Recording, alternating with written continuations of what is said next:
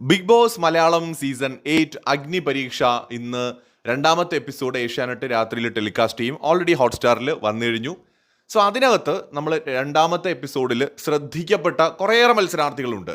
ഈ first 20 കണ്ടസ്റ്റൻസുമായിട്ട് compare ചെയ്യുമ്പോൾ രണ്ടാമത്തെ ദിവസം വന്ന 20 പേരിൽ കൂടുതലായിട്ട് ശ്രദ്ധിക്കപ്പെട്ട ആളുകൾ ധാരാളമുണ്ട്.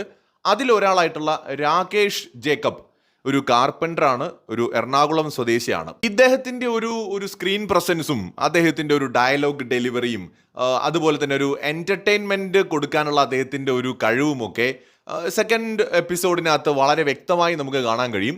അതുമാത്രമല്ല ടാസ്കിലാണെങ്കിലും മിടുക്കനായിട്ട് നന്നായിട്ട് പെർഫോം ചെയ്യാൻ രാകേഷിന് കഴിഞ്ഞു എന്ന് തോന്നുന്നു.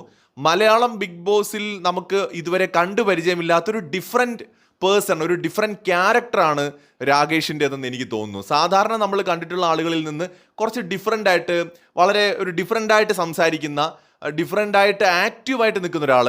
പിന്നെ സ്വാഭാവികമായിട്ട് നല്ല ഹൈറ്റ് ഉണ്ട്, അതുകൊണ്ട് തന്നെ നല്ല സ്ക്രീൻ പ്രസൻസും ആളിനുണ്ട്. നമ്മൾ സ്ക്രീനിൽ കാണുന്ന സമയത്ത് പെട്ടെന്ന് ശ്രദ്ധിക്കുന്ന മുഖങ്ങളിൽ ഒന്നാണ് രാകേഷിൻ്റെത്. മാത്രമല്ല അദ്ദേഹം, എനിക്ക് തോന്നുന്നു, ഈ കാർപ്പൻ്ററായിട്ടുള്ള ഒരാൾ ഇതുവരെ ബിഗ് ബോസിൽ റെപ്രസെൻ്റ് ചെയ്ത് വന്നിട്ടില്ല.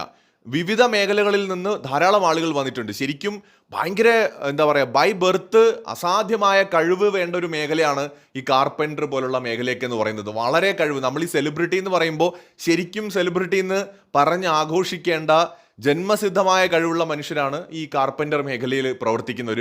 അസാധ്യ കഴിവും ക്ഷമയും ഒക്കെ വേണം.